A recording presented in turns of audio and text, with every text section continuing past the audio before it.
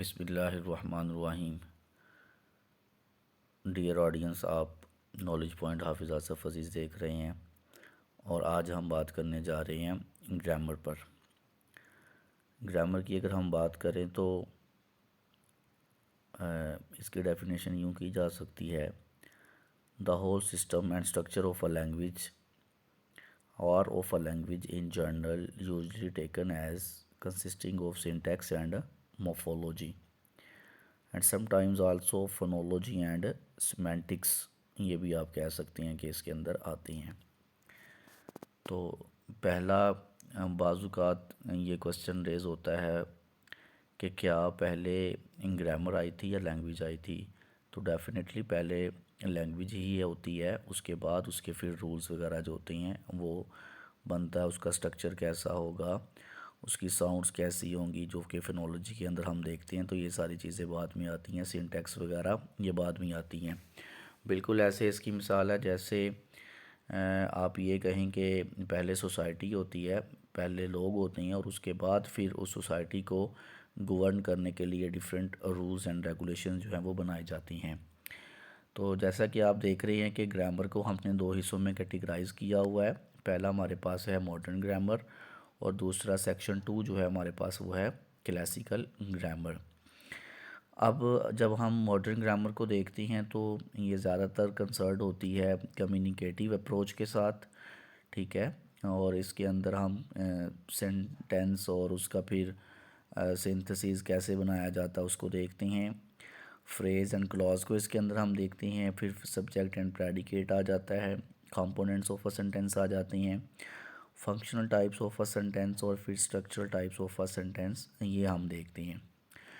दूसरी तरफ आपको क्लासिकल ग्रामर के अंदर जो चीज़ मिल रही है, सेट ऑफ क्लासिकल रूल्स होते हैं जिसमें पार्ट्स ऑफ स्पीच आ जाती है, टेंसेस आ जाती हैं और फिर उनमें चेंज ऑफ वॉइस, आपकी active voice and passive voice आ जाती है। फिर आपके पास नरेशन जो कि इनडायरेक्ट नरेशन और फिर इनडायरेक्ट नरेशन या पंक्चुएशन वगैरह जो है वो आ जाती हैं।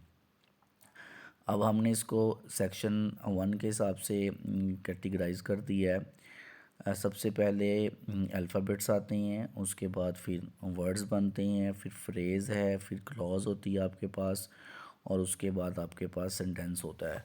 तो अकॉर्डिंग टू डेविड क्रिस्टल ने भी जो 5 रैंक हायरार्की मॉडल दिया है उसके अकॉर्डिंग अगर हम देखें तो यही आपके पास जो है वो अल्फ़ाबेट्स को आप कह सकती हैं मॉर्फीम बोला हुआ उसने, फिर उसके बाद वर्ड्स हैं, फिर फ्रेज़, क्लॉज और एंड पे क्या आ जाता है, सेंटेंस। तो sentence is the biggest syntactic pattern, you can say that. अब हम बात करते हैं कि फ्रेज़ क्या होता है और क्लॉज और फ्रेज़ में जो डिफरेंस है वो देख लेते हैं। तो पहले तो कॉमन पॉइंट है दोनों के अंदर, फ्रेज़ और क्लॉज के अंदर।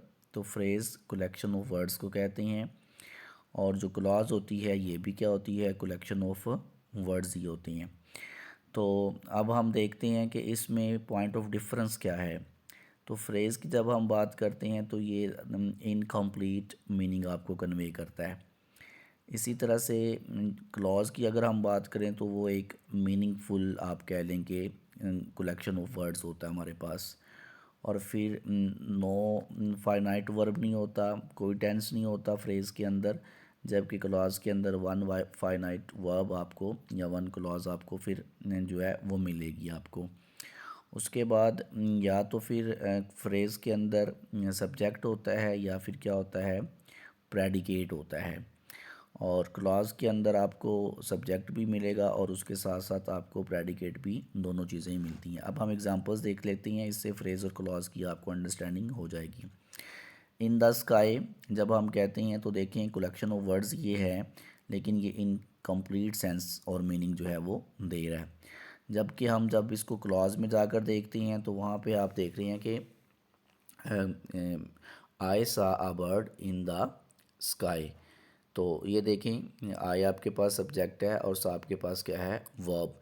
तो सब्जेक्ट वर्ब जो कॉम्बिनेशन हुआ करता है वो आपकी एक क्लॉज होती है।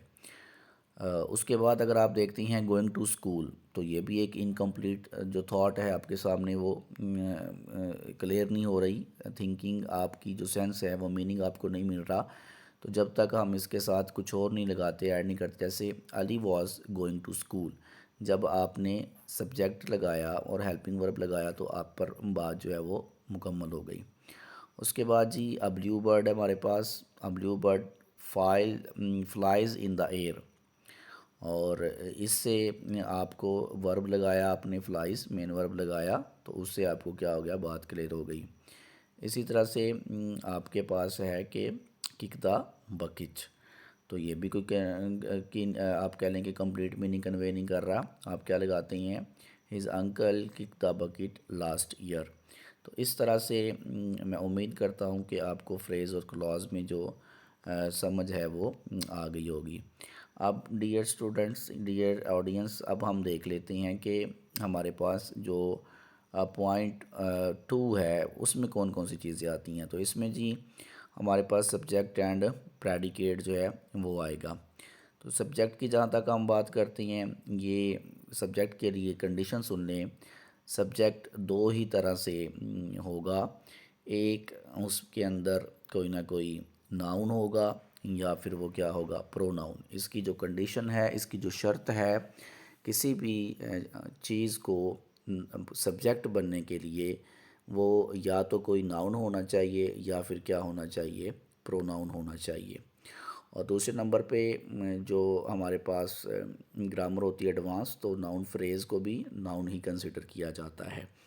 तो इसलिए ये दूसरा पॉइंट भी आपको इसमें मिल रहा है, नाउन या pronoun about which we inform, या फिर अ नाउन फ्रेज़ हमारे पास होना चाहिए।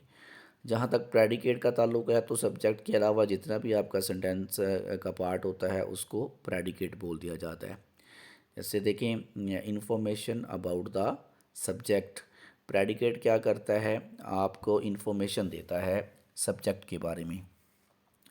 अब यहाँ चलते चलते एक और बात क्लियर कर लें कि ये जो डेफिनेशन करवाई जाती है कि डूअर ऑफ द जो एक्शन होता है उसको आप सब्जेक्ट बोलते हैं, तो ये रॉन्ग डेफिनेशन है जो फॉलो की जाती है। ये हमें एक्शन के बारे में नहीं बताता। बहुत सारे सेंटेंसेस ऐसे होते हैं कि जिसमें सब्जेक्ट कोई एक्शन नहीं कर रहा होता, लेकिन उसके बावजूद भी वो क्या होता है, सब्जेक्ट ही होता है। अब ये आपने बात याद रखनी है कि इंफॉर्मेशन अबाउट द सब्जेक्ट होती है, प्रेडिकेट देता है, वो सब्जेक्ट के बारे में आपको बताता है।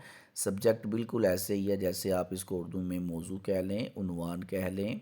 टॉपिक क्या है आपके बात करने का, किसके बारे में बात की जा रही है, वो असल में आपका क्या होता है, सब्जेक्ट। और ये इन्फॉर्मेशन आपको कहाँ से मिलती है, ये प्रेडिकेट जो होता है जिसे इजाफी फ़िक्रा भी बोला जाता है, ये आप कह सकती हैं कि आपको इन्फॉर्मेशन देता है।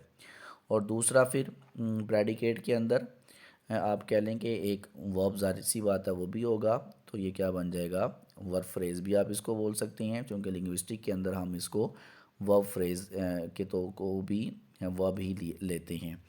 अब हमारे पास कुछ एग्जांपल्स हैं सब्जेक्ट की और प्रेडिकेट की, तो हम देख लेते हैं। Bilal killed a snake,